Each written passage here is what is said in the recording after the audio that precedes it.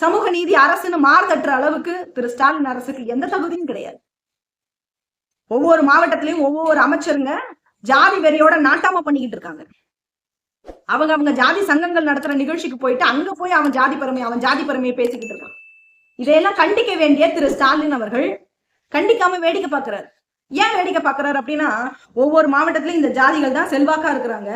அப்ப அந்த ஜாதி செல்வாக்கா இருக்கக்கூடிய ஆட்கள் இவங்களுக்கு வேணும். அப்பதான் இவங்க முதலமைச்சரா நீடிக்க முடியும். அதனால அவர் கண்டிக்காம வேடிக்கை பார்க்கிறார். கண்டும் காணாம இருக்கிற உங்களுக்கு தலித்துகளுடைய வாக்குகள் மட்டும் இனிக்குதா? உங்க கட்சியை வளர்க்க தலித்துகள் வேணும், ஓட்டு போட தலித்துகள் வேணும், கொடி பிடிக்க கோஷம் போட தலித்துகள் வேணும். ஆனா எங்களுக்கு எங்க மக்களுக்கு ஒரு பிரச்சனைனா மட்டும் எவ்வளவு ஒடுக்குமுறை செய்ய முடியுமோ அதை எல்லாத்தையும் காவல்துறையை வச்சு செய்ய வைக்கிறீங்க, அடக்குமுறையை ஏவி விடுறீங்க.